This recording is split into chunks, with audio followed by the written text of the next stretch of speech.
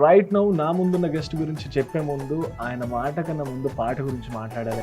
సెలయేళ్ళు పారుతుంటే ఓ పిల్ల ఎదగులుగుతుండే లోలోన. డీజే శివ అనే ఛానల్లో ఒక్కసారి ఆ వీడియోస్ చూస్తే అన్ని లాక్స్ క్రోర్స్. శివ జర్నీ ఏంటి, ఎక్కడ పుట్టాడు, ఏంటి అసలు? గజ్జెల పట్టీలు గంటే అందుకే శివ వంగర్ అని. గడ్డి మోపు ఎత్తి ఓ పిల్ల వయ్యారి నడుము సో ఆల్మోస్ట్ ఇప్పటిదాకా ఎన్ని సాంగ్స్ చేస్తుంటారు? 60+ ఆల్బమ్ చేసిన.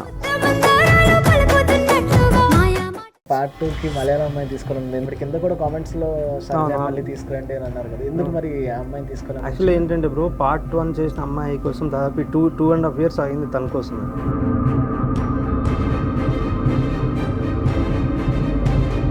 ఎందుకు చేయనున్నారా ఆవిడ? మన వేరే రీజన్ ఏం చెప్పలేదు, ఓన్లీ చాలా మంది కింద కామెంట్స్ ఉన్నాయి.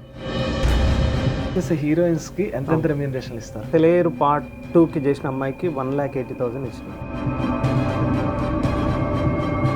ఇప్పుడు 13 crores ఒక సాంగ్ వెళ్ళిందంటే దాని రిజల్ట్కి వచ్చిన అమౌంట్ ఎంత ఉంటుంది? సో ఓన్లీ ఫర్ యూట్యూబ్ నుంచి అయితే నాకు తెలిసి ఒక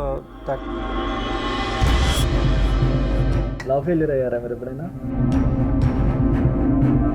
ఇప్పుడు మనం ఒక సాడ్ మూమెంట్లో ఉన్నాం, ఎంతసేపు ఉంటాం, అట్లా ఉండలేం కదా. ఇక రోజంతా అదే మూడ్లో ఉండలేం కదా. అవును. ప్రియమైన ప్రియురాలికి ప్రేమతో రాసిన ప్రేమలేఖ,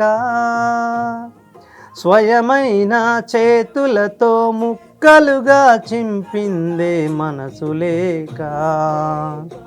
నువ్వు దేవతవని కాదే నిన్ను ప్రేమించింది, నువ్వు ఊర్వశివని కాదే. రాతలో లేని రాగమ్మ, చెప్పలేనంత పాదం